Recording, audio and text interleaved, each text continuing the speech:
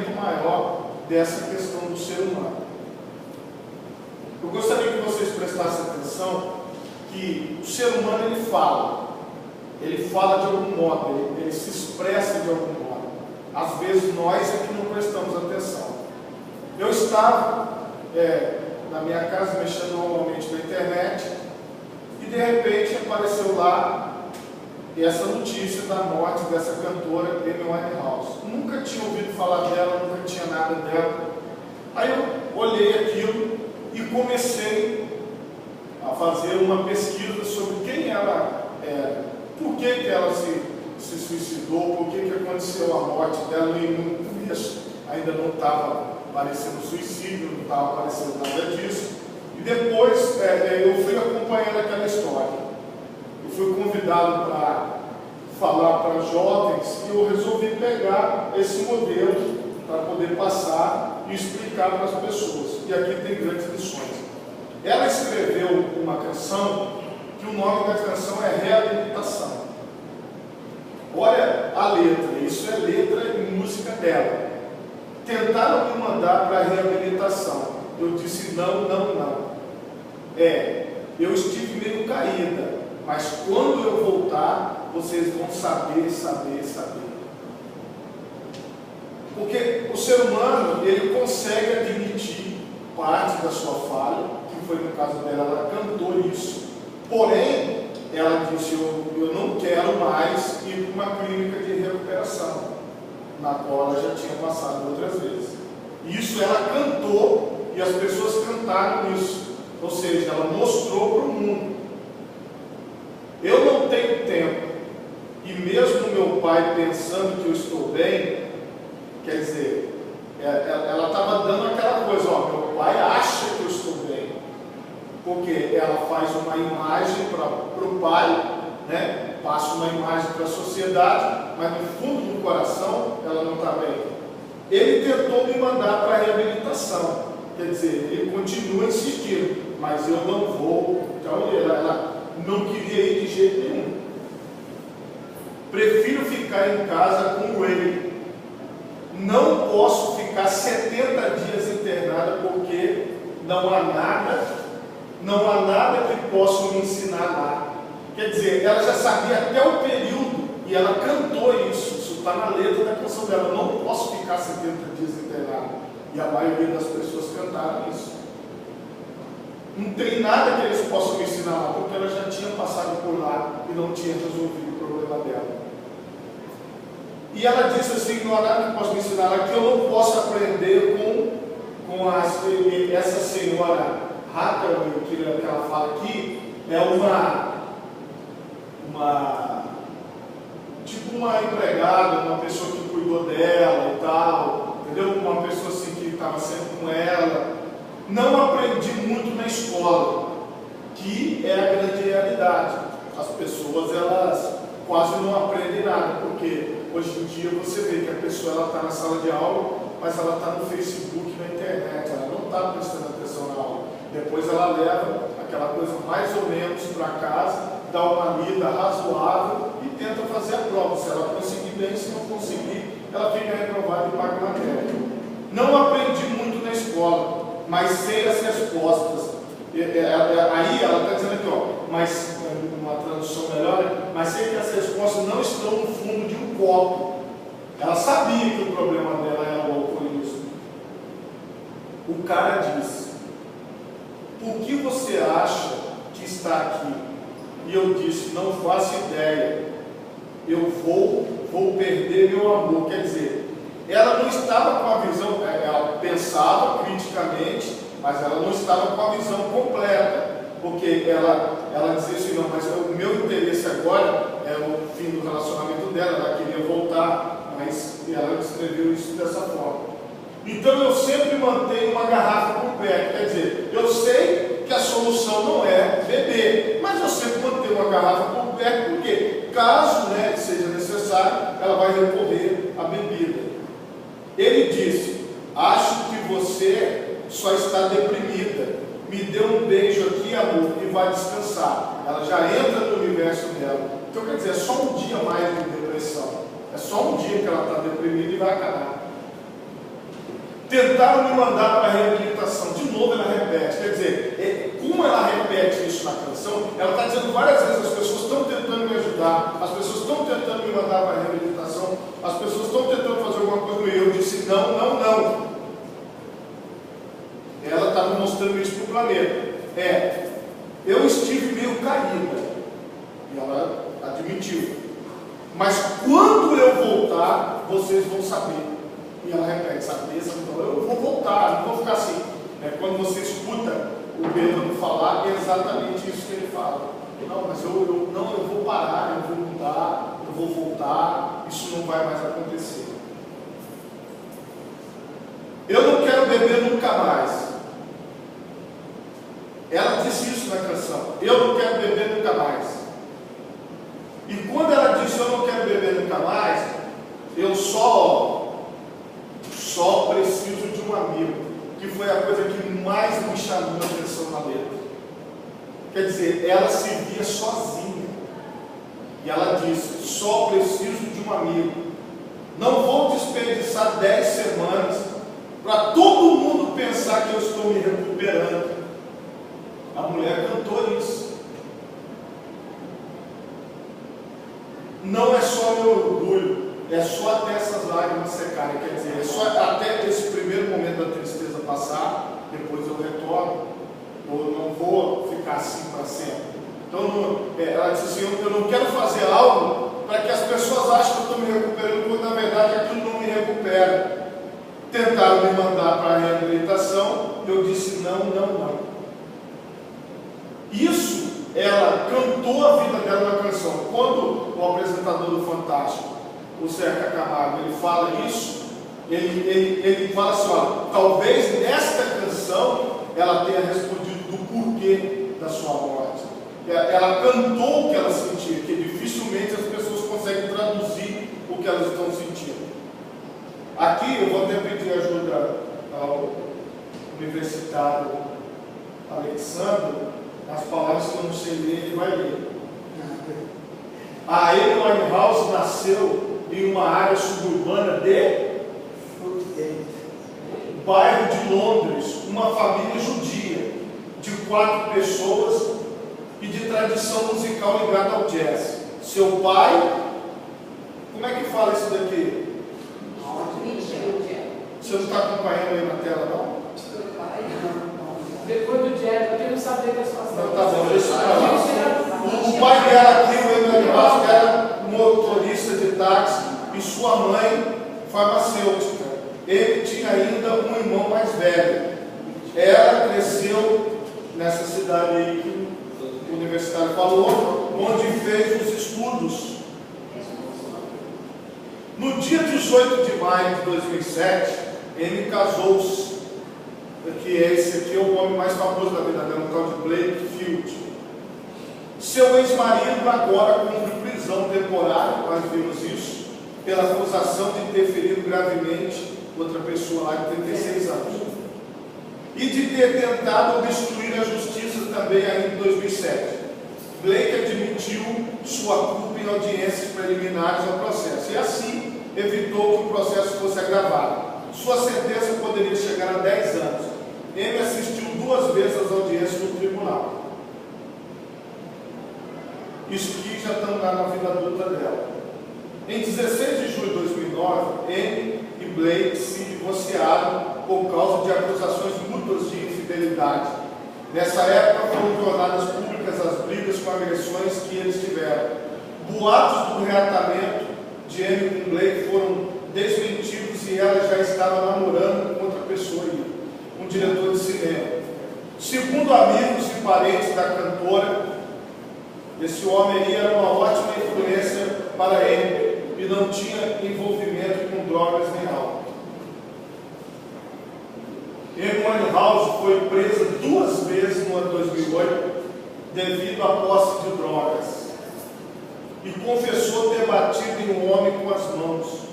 Ela passou uma noite numa cela sem ter recebido acusação formal. O pai da cantora, o tal do Mitch aí, Winehouse, ele lançou-se como cantor, aproveitou a fama da filha, mas não deu em nada. Que traz cantor clássico do jazz e tal. não resolveu. Amy Winehouse possuía algumas tatuagens pelo corpo. E aí, ó, eu falei para vocês que ela falou através da canção. Agora preste atenção como que as tatuagens falam. Preste atenção nisso. Amy Winehouse possuía algumas tatuagens pelo corpo. No braço direito, um pássaro com as palavras tarará, nunca amarres as minhas asas. Preste atenção. Ela estava dizendo o seguinte, que ela era livre para fazer o que ela queria. Então ela disse assim, nunca amarre as minhas asas. Tinha um significado aquela tatuagem. Você não vai me controlar, ninguém vai me controlar. Eu tenho a minha forma de viver. Outra coisa, no braço esquerdo, ela tinha aqui esse negócio aí, uma ferradura, símbolo de sorte. Quer dizer, ela queria ter sorte. Misturada com a expressão, que foi a coisa que mais me chamou a atenção. Menina do papai. Já no antebraço esquerdo tinha uma pena. Na barriga, ela tinha rolar marinheiro. E finalmente, sobre o seio esquerdo, tinha um bolso tatuado. Logo acima, escrito esse negócio aí, que significa Blake. Então, todo mundo que via ela, e está aqui na descrição da biografia dela, via as tatuagens, ouvia a canção. Quem é ela? A artista, aquela pessoa que está aí no planeta e está cantando sua música, fazendo sua arte, mas o corpo dela falava. Então você tem que aprender isso, o corpo fala, a expressão da pessoa fala, a canção que ela canta fala, o gestual dela fala, a pessoa ela se expressa de várias maneiras. Agora vamos aos escândalos da vida dela. Ele tinha se debatido juntamente com seu ex-marido por causa de problemas relacionados a drogas, tendo várias vezes tentado superar o vício em clínicas de desintoxicação. No dia 22 de janeiro de 2008, um vídeo que vocês viram aqui, com ele usando crack e outras drogas, saiu no site do jornal inglês. Em 25 de janeiro, ela foi internada numa clínica de reabilitação, tendo sido vigiada 24 horas por dia. Daí é aquele trauma dela da canção. Em um show, ele quase chorou quando cantou essa canção dela aí, ó. Depois disse que recentemente tinha completado 1 ano de casamento com seu então marido Blake, que iria sair da prisão dentro de semanas. Então aquilo ali mexia muito com ela, a ausência daquele que ela chamava, do amor dela, que ela tinha medo de perder na canção. Ele passou algum tempo num hospital, internada pelo pai. Aí que ela já falou, ó, meu pai tentou me mandar, mas agora eu não vou não. Depois de ter desmaiado em casa quando ia dar autógrafos a fãs que a esperavam à porta de sua casa. Os médicos fizeram testes de tuberculose que deram negativo e disseram que ele estava com sinais de algo que poderia levar a um efizema pulmonar. Ou seja, ela estava já em um estado de saúde grave.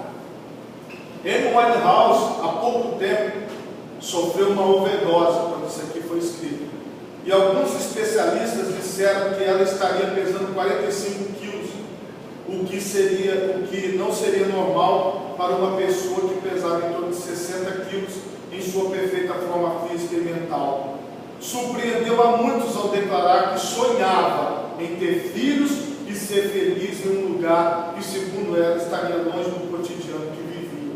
Então você vê, no final ela dizia assim, ó, eu quero ser mãe, eu quero ser dona de casa, eu quero ser garçonete de patins. Mas ela se tornou uma música, se tornou uma revelação, tinha dinheiro, tinha tudo.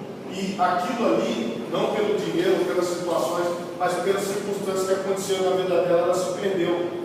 Amy Winehouse foi encontrada morta em sua casa, situada nesse endereço aí em Londres, no dia 23 de julho de 2011, às 16 horas. A informação teria sido divulgada divulgada pelo jornal e confirmada pela polícia inglesa. O jornal divulgou a notícia sobre a morte, informando que a polícia havia sido chamada às 16 horas e 5 minutos a uma propriedade ao norte de Londres para atender uma mulher desacordada. A causa da morte foi estabelecida somente em 26 de outubro de 2011 pelas autoridades. Intoxicação alcoólica. M tinha no sangue, isso aqui 4,16, né? De álcool no sangue, e segundo a conclusão do inquérito, entrou em coma e acabou por morrer. Também coloquei aqui, porque essa semana nós tivemos a notícia do suicídio desse rapaz aqui, que era do Charlie Brown Jr., e há cerca de 6 meses atrás também Chorão, e o guitarrista que tocava na banda dele, que ele não era mais do Charlie Brown, também se suicidou há uns 3 meses atrás. Então, você vê que isso é uma coisa, infelizmente, até comum nos dias de hoje. As pessoas, elas estão perdendo o gosto pela vida, perdendo a razão de viver, e isso tem trazido dificuldade nos relacionamentos. Por quê? Às vezes nós vemos uma pessoa introspectiva e não entendemos.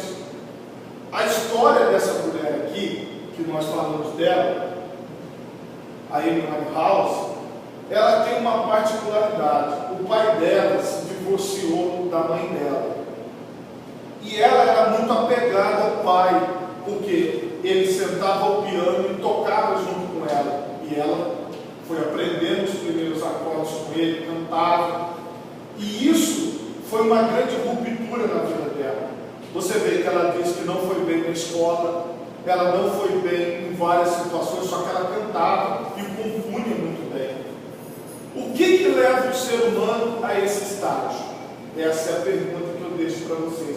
O que leva uma pessoa a chegar num estágio de tristeza, que aqui no Espírito Santo nós temos muito isso ali na Terceira Ponte, pessoas que param seus veículos ali e se jogam, e praticamente 3 a 4 vezes no mês o corpo de bombeiro é deslocado para poder fazer esse atendimento. Essas notícias não são divulgadas, mas esse pessoal famoso não tem como esconder. Então, quando os famosos se suicidam, a gente tem conhecimento.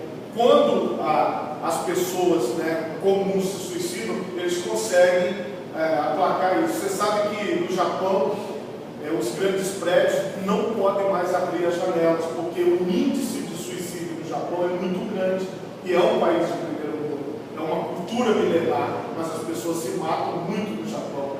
O que eu quero mostrar para vocês é que o suicida, ele não quer se matar.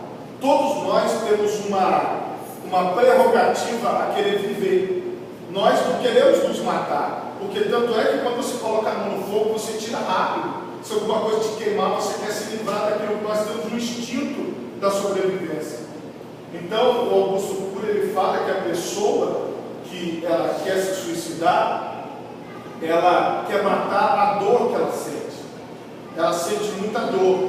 Você vê que nesse caso aqui, desse rapaz que até estava fazendo a turnê no lugar do Chorão, esse tal do Champignon aqui, ó, ele é uma pessoa que eu estava lendo as reportagens do suicídio dele, a esposa falando que eles subiram o elevador, eles entraram para dentro de casa, ele se trancou no estúdio dele que ele tinha dentro do apartamento, e ali ele se matou. Então, o que eu quero mostrar para vocês é que, igual ali, os fãs estavam chamando ele de Judas, de traidor, as pessoas estavam renegando ele, e ele demonstrava uma tristeza. Você pode acompanhar nos depoimentos.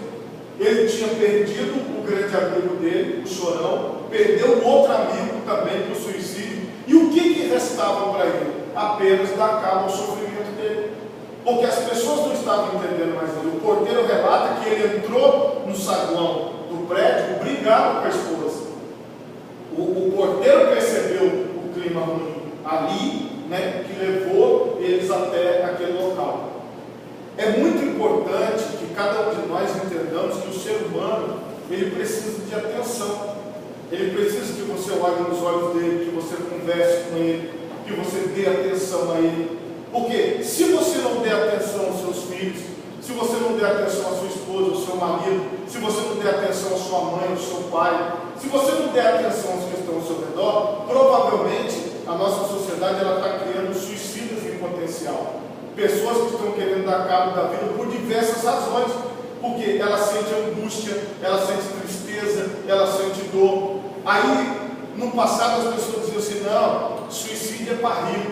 Hoje em dia, o carro também era para rico. Hoje, o carro é para pobre.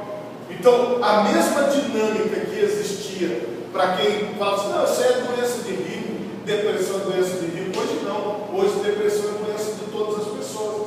Hoje, as pessoas se deprimem por várias coisas. O maior de todos os problemas que nós enfrentamos é o seguinte: é que quando vocês chegam lá, vocês que vão aí para as ruas, vocês vão chegar na casa de uma pessoa que ela já está arrasada, ela já está destruída, a vida dela já não tem sentido.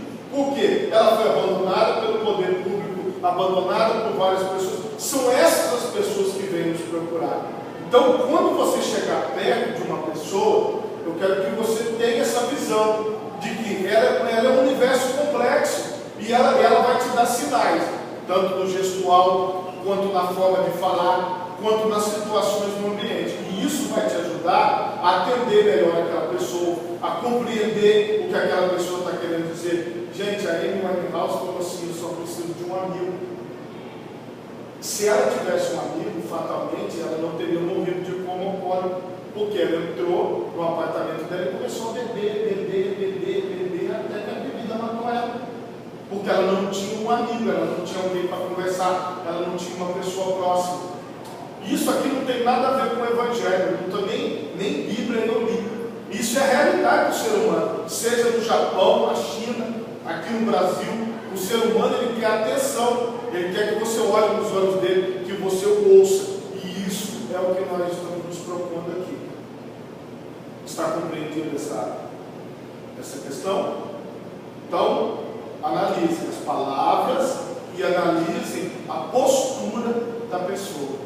Porque através da postura dela, das palavras dela, você vai conseguir entender, conversar. E ela vai falar assim: puxa, que legal, essa pessoa me deu atenção, ela conversou comigo, ela me entendeu. Às vezes você não resolveu o problema dela. E eu digo para vocês que na maioria das vezes, pela burocracia, por exemplo, eu estou com um problema aqui na Câmara Municipal de Vitória, não tem microfone.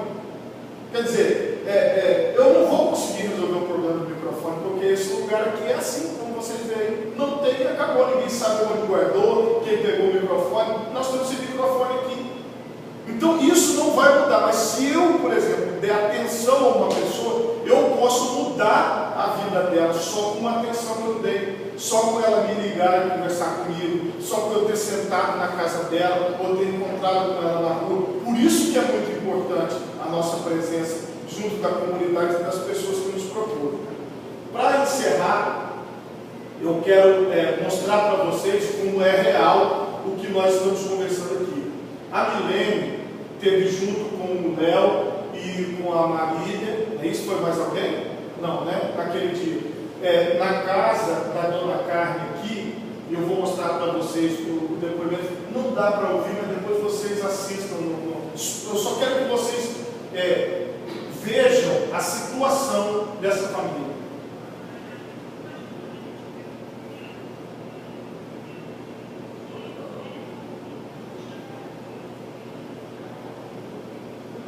Olha o filho dela.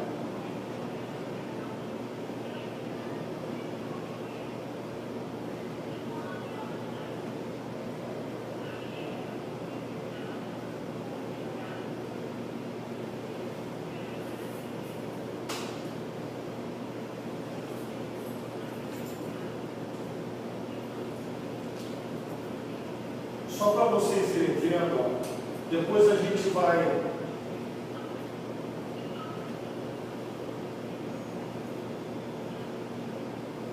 só para vocês verem o Vinícius aqui, ele vai aparecer de novo aqui.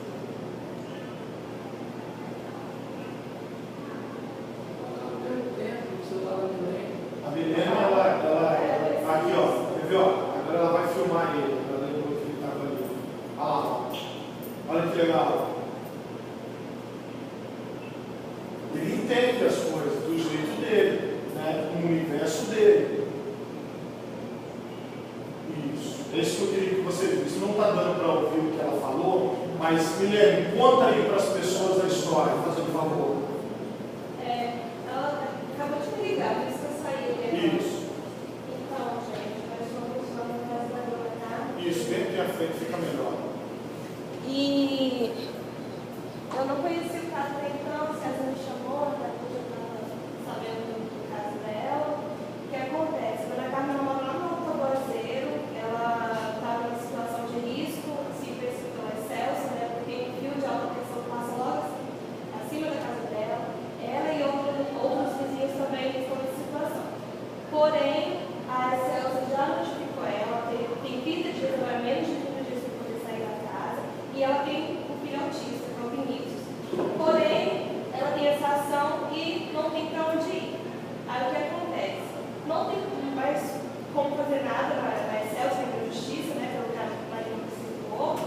E o único meio que a gente viu de chegar até o prefeito, sei lá, de mobilizar todo mundo, era colocar isso na mídia. Então, o César deu ideia, vamos lá, vamos gravar, vamos tentar levar para o balanço, sei lá. E a dona Carmen, ela, quando nós chegamos lá, né, conversando com ela, falamos que a gente ia tentar colocar isso na mídia, ela falou que ela era amiga do Ted Conte, que o Vinícius gostava muito do Ted Conte, que inclusive foi lá na Gazeta e tal, e tirou foto com ele, telefone do Ted Conte. Aí ela falou, mãe, vamos ligar pro Ted Conte para ver se ele pode ajudar a gente. Eu falei, vamos ligar pro Ted. Aí ela ligou pro Ted e ele falou, vocês podem vir aqui trazer a dona Carmen, trazer as fotos, né, de parte de PTU, porque ela paga o PTU. Aí a Celso pediu para ela sair lá, ela paga energia elétrica, tem poste na casa dela, entendeu? Do lado, perto, assim. Então a gente foi pela Gazeta, conversando com o Ted Conte, já apresentou a gente para a editora-chefe lá, saiu lá e tal. E então a gente levou isso para a Gazeta. E eles ficaram na casa dela hoje, às 2 horas. Ela acabou de me ligar, depois ela falou que um estágio alerta também ligou para ela.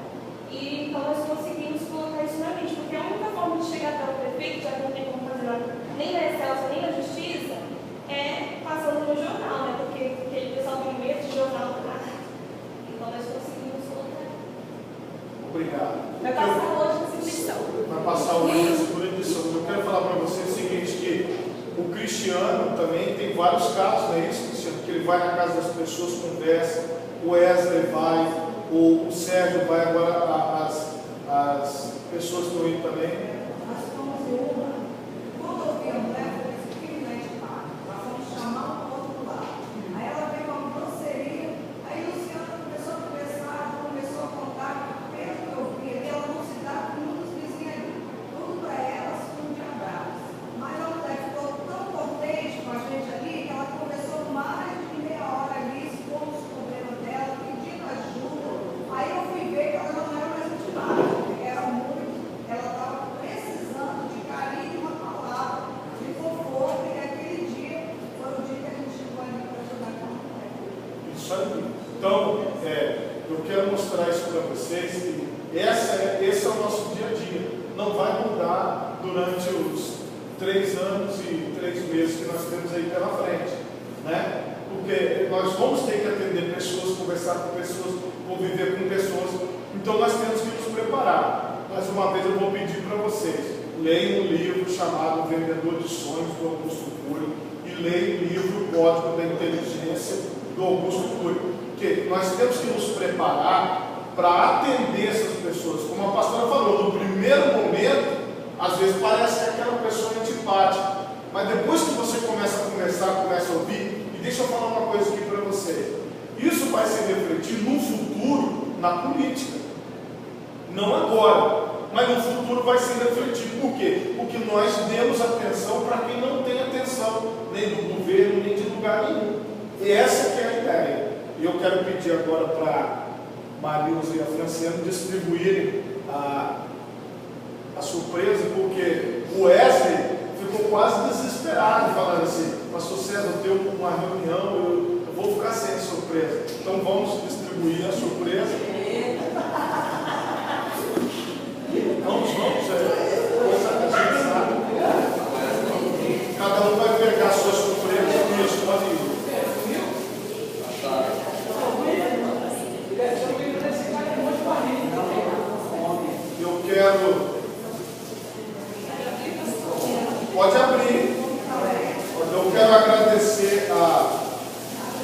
presença de vocês aqui nessa segunda reunião e dizer a todos vocês que teremos outras, ok? Ao longo do tempo, nós ainda temos 3 anos e 3 meses juntos e nós vamos levar para a Cristina, que está lá em cima, tá certo? Então,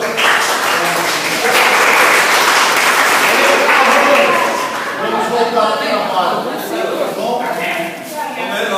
O trabalho continua. Ó, a ideia de dar essa surpresa aqui foi da Marilza. Aquela vez do bolo gelado, a ideia foi da Franciane. Se alguém tiver alguma ideia, não vem com o negócio de churrasco gigante. Se alguém tiver alguma ideia, vocês vão para a próxima. O quer não pode não. A ideia não é só comer o doce. Olha ali.